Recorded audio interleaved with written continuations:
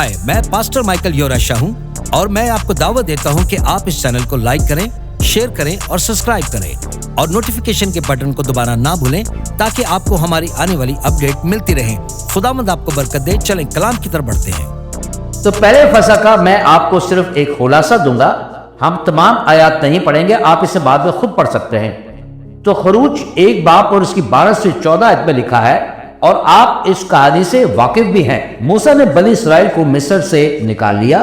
वो 400 साल गुलामी में थे। खुदा ने एक नजात दहिंदा भेजा, मसीह की माने, जिसका जिक्र खरूज 12 बाब और उसकी 7 आयत में लिखा है। उन्हें बर्रे का खून लेना था और इसे हिस्सप में डिबोकर अपने घरों के दरवाजों की चौखटों पर लगाना था। तो यीशु का खून रंग रहे थे। आइए मैं आपको दिखाऊं कि वो कैसे चौखट पर खून लगा रहे थे। जब आप दरवाजे के इर्द गिर्द खून लगा रहे होते हैं तो पहले दाएं और बाएं जानिब लगाते हैं और फिर ऊपर की जानिब। तो आप देखते हैं कि वो किस शक्ल में रंग कर रहे थे।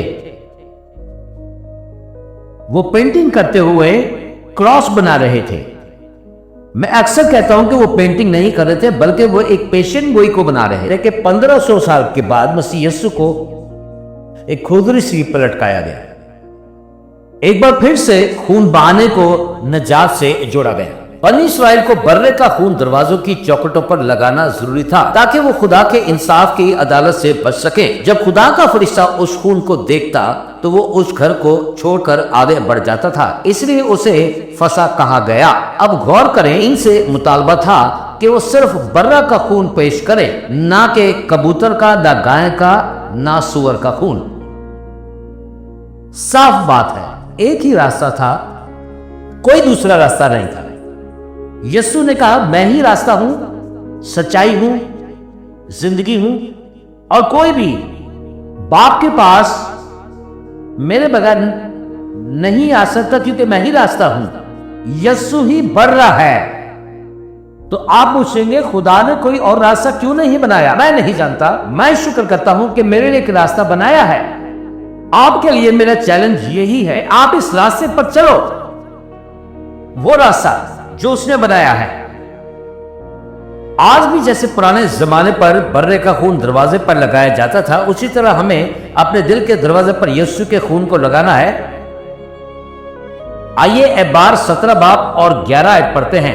क्योंकि जिस्म की जान खून में है, और मैंने इसे तुम्हें कुर्बान गाह पर तुम्हारे कफारा देने को बख्शा है। जान के लिए कफारा खून ही देता है, यानी खुदा गुनाह के बदले एक जान के एवज एक जान का तकाजा करता है। क्योंकि हम खुद को पेश नहीं कर सकते, खुदा ने एक कुर्बानी का बंदोबस्त किया। पुराने अहदनामे में ये जानवरों के खून की सूरत में होता था। तो इसी सिलसिले को हम आगे पढ़ते हुए इब्रानियों की किताब और उसका 10 बाब और 1 से 4 आयत पढ़े। शरीयत यानी कि पुराने अहदनामे की कुर्बानी के कवानीन, ये सिर्फ आने वाली अच्छी चीजों का साया है, मगर वो असल हकीकत नहीं थी। याद रखें, आपका पुराना अहदनामा अलामती और साय से भरा हुआ है। वो सिर्फ एक झलक देते थे इस हकीकत की जो यीशु में पूरी हुई। और अगर आप 3 आयत पर जाएं तो वहां पर लिखा है कि कुर्बानियां साल हर साल गुनाहों की याद दिलाती थी। क्योंकि जरा बुलंद आवाज में कहें, नामुमकिन। जी हाँ, हेलो, बकरों का खून गुनाहों को दूर करता है, नामुमकिन। सुने, जब यूहन्ना बपतिस्मा देने वाले ने यीशु को आते देखा तो उसने क्या कहा? यूहन्ना 1:29 में लिखा है, आप उसके अल्फाजों पर गौर करें। उसने कहा, यह है खुदा का बर्रा। तो वो क्या उठा ले जाता है? वो गुनाहों को ढांपता नहीं है, बल्कि वो गुनाहों को उठा ले जाता है। यूनानी जुबान में से आयरो कहते हैं, यानी कि बोझ को उठा लेना। हालेलुया कहे सब मिलकर मेरे साथ। अब हमें हर रोज साल ब साल कुर्बानी देने की जरूरत नहीं है। ना गुनाहों की कुर्बानी, ना कबूतर की कुर्बानी, ना फाख्ता की, ना बकरे की, और ना किसी जानवर की, क्योंकि यीशु ने एक बार ही हमेशा के लिए कीमत अदा कर दी है। उसने हम सब के लिए एक बार ही कफारा दे दिया है। اور جب یسوع کو دیکھتے تھے اور کہتے تھے کہ یہ خدا کا برہ ہے جو دنیا کے گناہ کو اٹھا لے جاتا ہے، اور یہی وہ بات ہے جو اس وقت کے پیشواؤں کے لیے قابل فکر بھی تھی۔ یسوع گناہوں کو ڈھانپنے کے لیے نہیں آیا تھا، بلکہ وہ گناہوں کو ختم کرنے اور دور لے جانے کے لیے آیا۔ پرانے عہد نامے میں لوگ یہی جانتے ہیں کہ قربانی گناہ کو وقتی طور پر ڈھانپتی ہے، مگر اب مسیح یسوع کے وسیلے سے یہ پیشن گوئی پوری ہوئی ہے۔ زبور 103 کھولے تو زبور 103 اور اس کی 12 آیت میں لکھا ہے، جس طرح مشرق مغرب سے دور ہے اسی طرح اس نے ہماری خطاؤں کو ہم سے دور کر دیا ہے۔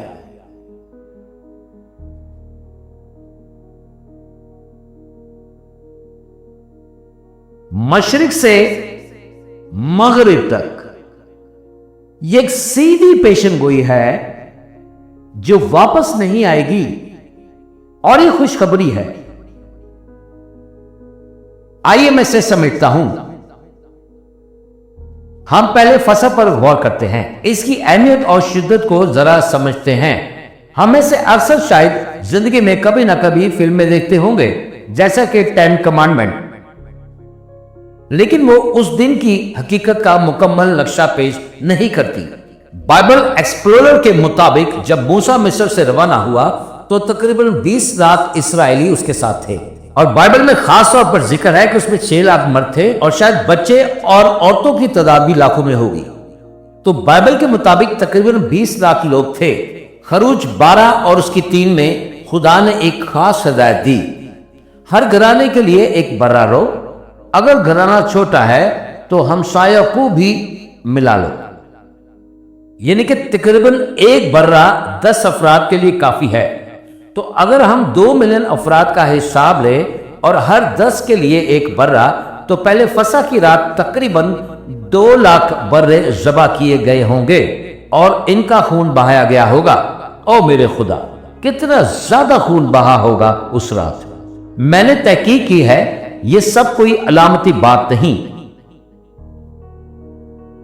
یہ ایک حقیقی تاریخی واقعہ ہے۔ یسوع مسیح کی آنے والی قربانی کی طرف اشارہ کر ہر برے میں تقریباً آدھا گیلن خون ہوتا ہے۔ آپ ذرا تصور کریں، پہلی فصح کی رات تقریباً 2 لاکھ برے ذبح کیے گئے، تو اس کا مطلب یہ ہے کہ 1 لاکھ گیلن خون اس رات بہا۔